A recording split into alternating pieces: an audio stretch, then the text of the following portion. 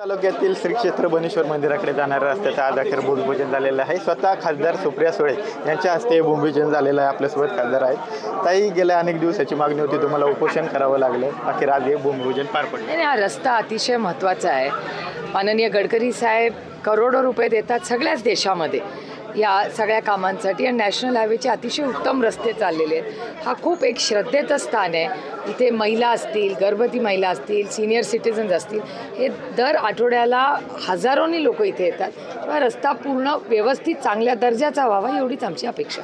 बनेश्वर पावला म्हणायचं मागणी पूर्ण केली बनेश्वरने। तुम्ही परदेशात दौऱ्यात होता तेव्हा महाराष्ट्रामध्ये अनेक ठिकाणी अवकाळी पाऊस झाला, मोठ्या प्रमाणात पाऊस झाला होता। तुमच्या मतदारसंघात सुद्धा मोठ्या प्रमाणात नुकसान झालं। तुम्ही आज त्याचा आढावा घेताय, पुढचे 2-3 दिवस मतदारसंघात कडून आढावा घेणार आहे। आज सुद्धा मुळशी आणि बोरमध्ये घेतला।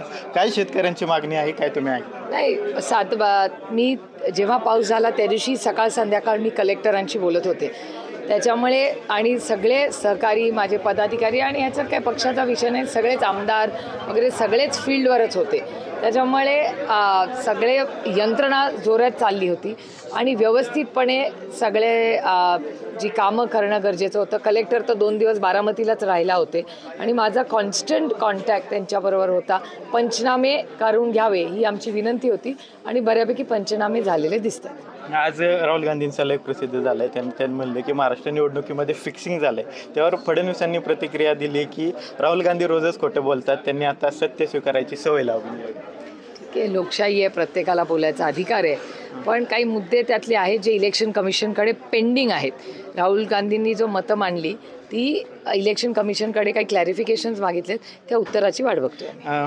ठाकरे बंधू एकत्र येण्याची जोरदार चर्चा सुरू आहेत। आज पवार साहेबांनी पत्रकारांसोबत अनौपचारिक गप्पा मारल्या। त्यात त्यांनी म्हटलं की राजसाहेबांच्या सभेला गर्दी होते, मात्र त्यांना मतं मिळत नाही। दुसरीकडे उद्धव ठाकरेंना जी गर्दी असते ते गर्दीचं परिवर्तन मतामध्ये करण्यात यश येतं। यावर खरं तर संजय शिरसाट यांनी प्रतिक्रिया दिली की जी चालू आहे चर्चा त्यात कुठेतरी अलगदपणे मिठाचा खडा टाकण्याचं काम शरद पवार यांनी केलेलं आहे। एकतर माझी विनंती आहे, तुम्हीच म्हणला औपचारिक चर्चा होते, मग ती मीडियावर कशी आली?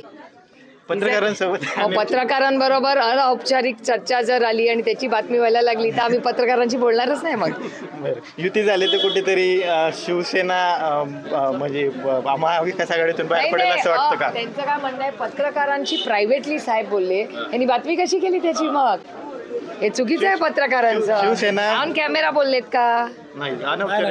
हा, मग कशावरनं पवार साहेब बोलले? खोटंही असू शकतं। त्या दोघांची युती झाली तर शिवसेना महाविकास आघाडीपासून लांब जाईल असं वाटतं? ते नाही मला काय माहिती, पण हे चुकीचं आहे आणि मी ऑन रेकॉर्ड म्हणणार आहे की जर पत्रकारांची एक तर ही गोष्ट ऑन कॅमेरा नाही आहे, त्याच्यामुळे कशावरनं पवारसाहेब बोलले एक, आणि जर तुमच्याशी विदाऊट कॅमेरा जर बोलले तर विश्वास कसा ठेवायचा आम्ही पत्रकारांवर? पण यावर उद्धव ठाकरे म्हणले होते की महाराष्ट्राच्या मनात आहे असं तेच होईल, पण बारामतीकरांच्या मनात आहे असे कधी होईल का? त्यांच्या मनातली इच्छा कधी पूर्ण होणार आहे? TV9 सविस्तर मी सकाळी याच्याबद्दल बोललेले आहे, डोंट वरी। धन्यवाद। तर विविध प्रश्नांवर खासदार सुप्रिया सुळे यांनी आपली प्रतिक्रिया जी आहे ती दिलेली पाहायला मिळते। कॅमेरा पर्सन जीवन सोनवणे सह विनय जगताप, TV9 मराठी, भोर, पुणे।